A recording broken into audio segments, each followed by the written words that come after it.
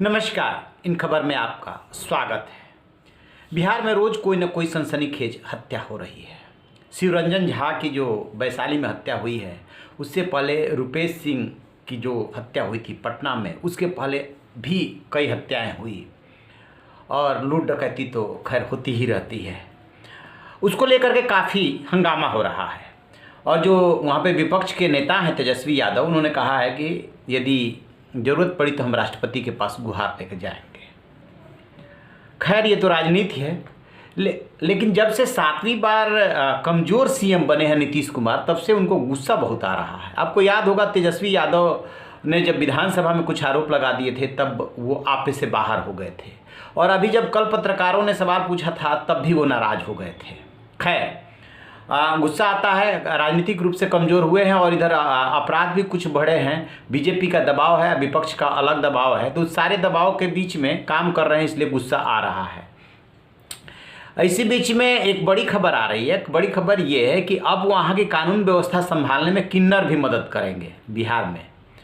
और वो कैसे मदद करेंगे, ऐसा नहीं है कि कोई पुलिस उनको जोड़ेगी सिटीजन के रूप में और फिर वो अपराधियों का पता लगाने में मदद करेंगे, बल्कि वो पुलिस का पार्ट बन करके वर्दी पहन करके सड़कों पे उतरेंगे।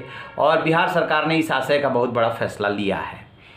कांस्टेबल में जो 500 कांस्टेबल पे एक ट्रांसजेंडर के लिए आरक्षण होगा और ठीक इसी तरीके से सब इंस्पेक्टर में भी 500 पे एक आरक्षण होगा। कांस्टेबल का जो नियुक्ति प्राधिकारी वो एसपी लेवल का अधिकारी होता है और सब इंस्पेक्टर के लिए डीआईजी लेवल का।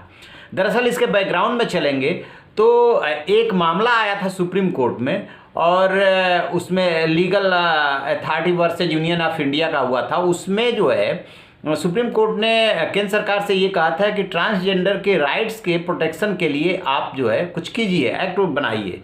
तो 2019 के लास्ट में नवंबर में एक एक्ट पास हुआ था, transgender persons protection of right act 2019। उसके तहत सारे राज्य सरकार को निर्देश भेजे गए थे, काउंसिल का गठन हुआ, कैसे ट्रांसजेंडर्स के राइट्स का प्रोटेक्शन किया जाना है। और उसी क्रम में जब ये मामला पटना हाई कोर्ट में गया तो पटना हाई कोर्ट ने 15 दिसंबर यही 2020 तो उसमें उसने कहा कि इस मामले में जो है आप बिहार सरकार कदम उठाए और इनको जो है नौकरियों देने में, आरक्षण देने पे विचार किया जाए, कैसे इनके राइट का प्रोटेक्शन किया जा सकता है, इसको देखा जाए। तो अब जो है नीतीश सरकार ने ये फैसला किया है कि 500 के ऊपर आरक्षण देंगे और आरक्षण दे करके इनके उम्र के मामले में और सारी जो शर्तें हैं वो रिजर्वेशन वाली शर्तें लागू होंगी, यानी कि जैसे कि एससी और एसटी के लिए जो आरक्षण होता है वो वाली व्यवस्था लागू होगी।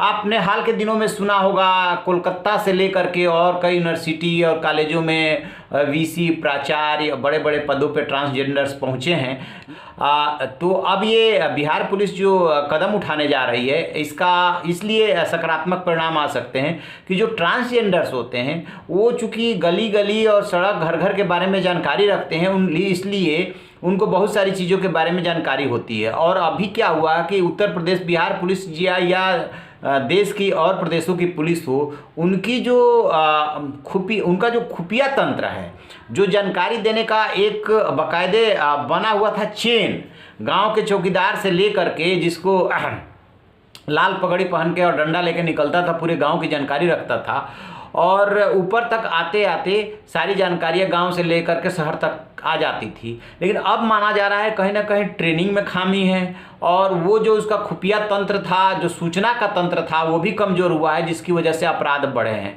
तो इसमें जो है किन्नर वो काफ़ी सहायक साबित हो सकते हैं। और अब ये देखते हैं कि जो दोनों सनसनीखेज मर्डर्स हुए हैं बिहार में, जिसको लेकर के नीतीश कुमार काफ़ी नाराज हैं, उन्होंने फ़ोन करके डीजीपी को हड़काया भी था। तो अब कितना ये किन्नर आगे चल करके उनकी मदद कर पाते हैं। तो आप रहिए ना बेखबर, देखते रहिए इन खबर। Thank you. इन खबर चैनल को सब्सक्राइब करें।